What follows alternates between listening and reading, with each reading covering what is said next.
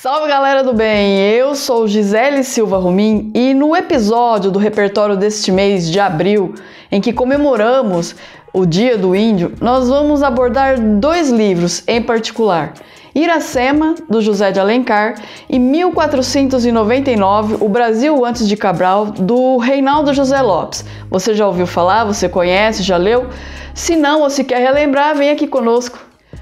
Bom, quem nunca leu Iracema vai ler um dia, porque é um grande clássico da literatura brasileira e muito pedido até nos vestibulares. E conta a história de Iracema, uma indígena, e de Martim, uma história de amor. Iracema é da tribo Tabajara, filha do pajé, o Araquém.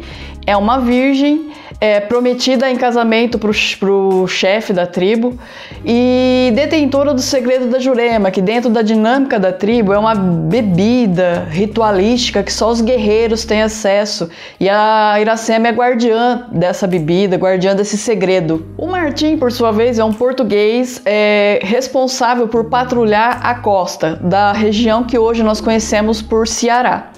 E, como tal, ele vive no meio de uma tribo, ele vive com os Pitiguara. E os Pitiguara e a nação Tabajara são tribos inimigas.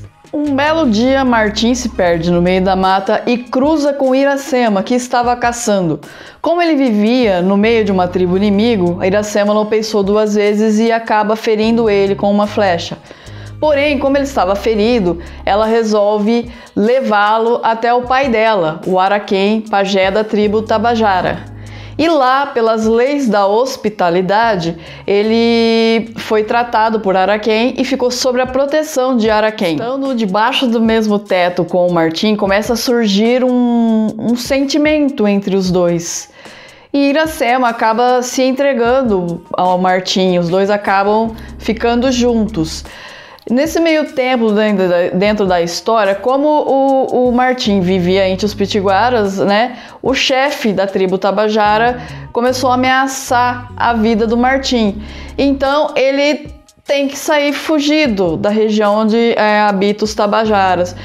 Só que como a Iracema não era mais virgem e dentro do ritual da tribo, antes de se entregar em casamento, se entregar a um homem, ela teria que passar o segredo da Jurema e ela não fez, colocando a vida dela em risco, né, pelas normas da tribo, ela resolve fugir com o Martim. E aí surge o problema, porque como ela era da tribo Tabajara, ela não podia viver com o Martim junto com os Pitiguara. E o que o Martim resolve fazer? Ele constrói uma cabana para que eles possam viver juntos. Na costa, sem ficar no meio dos Pitiguara e longe dos Tabajara. Vivendo ali debaixo do mesmo teto, estabelece-se uma certa tensão por parte do Martim. E por quê? Porque, muito embora ele ame a Iracema, ele sente muitas saudades de Portugal, então o tempo inteiro ele é confrontado com essa questão de ficar com ela e ao mesmo tempo voltar para Portugal. Ela acaba engravidando e tendo um filho com o Martim. Não vou dar muitos spoilers do que acontece nessa dinâmica. Enfim, porém, ela morre no parto e o Martim volta para Portugal, levando esse filho dele chamado de Moacir. É um resumo curtinho, pessoal. Iracema, na verdade, José de Alencar, quando escreveu Iracema, ele escreveu algo que tentasse ser uma espécie de mitologia da fundação do Ceará, porque mostra a interação do homem branco, o português, com os indígenas, as populações primárias, e uma certa, vamos dizer assim, tenta passar uma certa ideia de necessidade de sacrifício desse povo indígena para construir algo novo, uma nova raça, representada ali pelo filho da Iracema com o Martim, o Moacir. Apenas para lembrar, o José de Alencar, ele é um grande expoente no Brasil de um ramo da literatura muito em voga ali na época de Pedro II, Dom Pedro II, que é o romantismo. E um dos traços mais marcantes desse movimento é a busca por estabelecer essa mitologia na fundação do Brasil, um certo ar heróico ao indígena, um certo ar de realmente de sacrifício do indígena para a construção de uma nova nação, de uma identidade nacional. Agora você pode me perguntar, você gostou? Olha, como professora de história, eu não curto esse tipo de literatura. E vou explicar por quê. Mas é um livro interessante de se ler, é gostoso de se ler. Ele não é difícil, ele não é comprido, ele não tem uma linguagem muito inacessível. Tem sim algumas palavras que são complicadas aí, mas nada que uma pesquisazinha rápida não resolva. E eu recomendo sim a leitura até para conhecer o José de Alencar, que tem várias obras nesse tipo de interação, homem branco com indígena. Inclusive, ele é considerado realmente um expoente nesse tipo de literatura, na questão de abordar o indígena com esse ar heróico.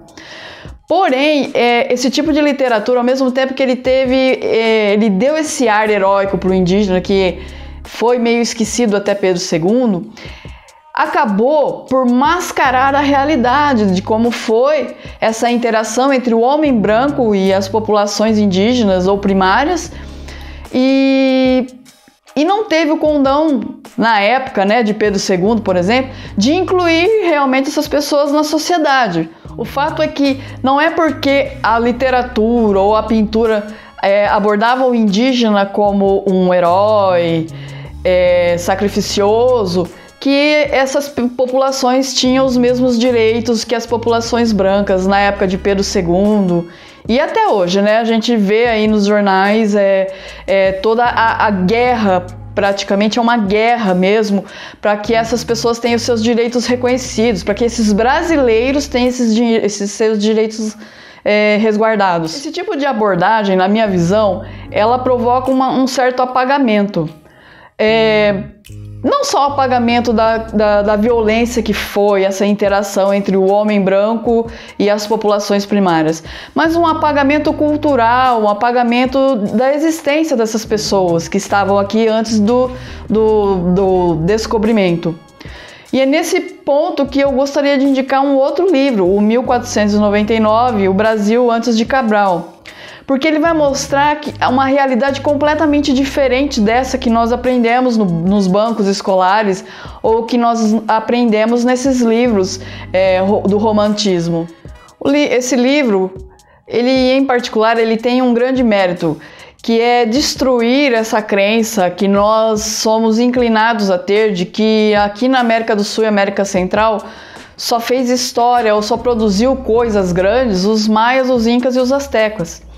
Porque mostra o desenvolvimento de civilizações riquíssimas em território que hoje consideramos ser o Brasil.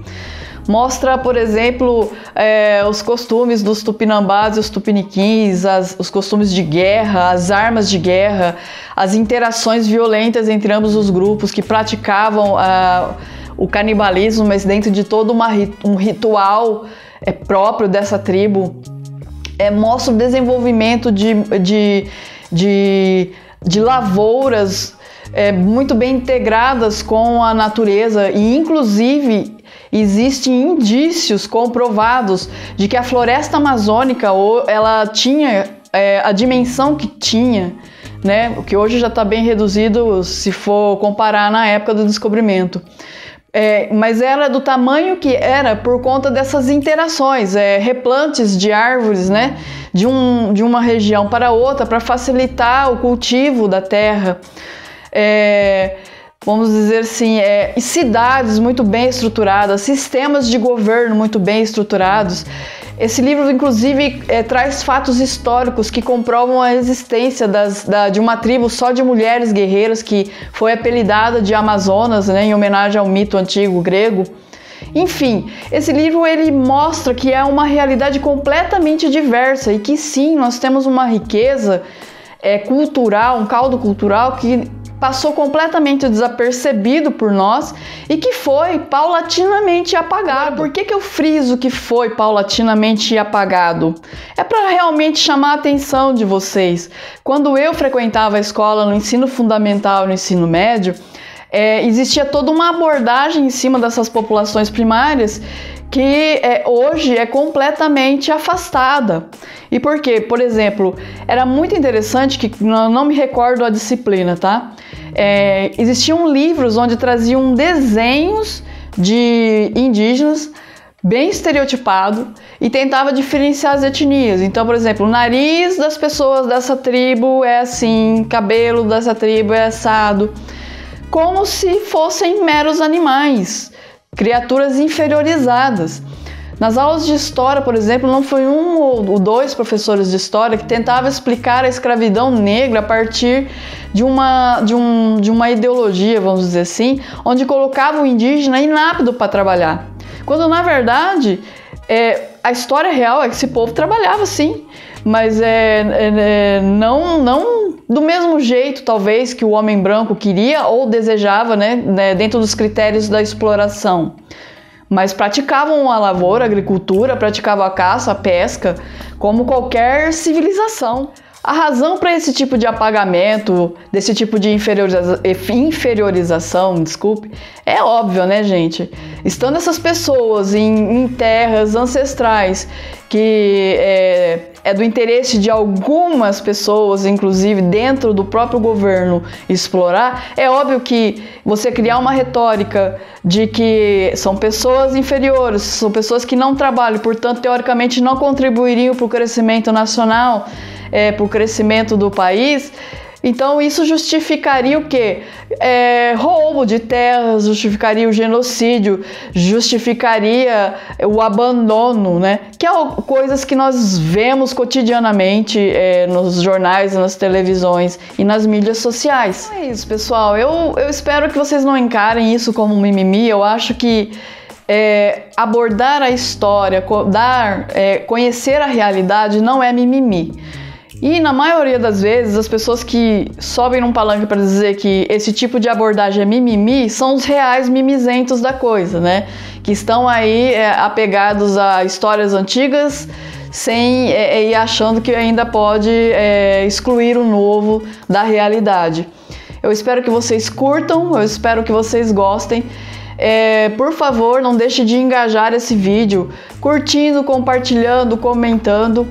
Estamos também em podcast, é só procurar aí nas plataformas tipo Spotify, o Anchor, Google Podcast, entre outras.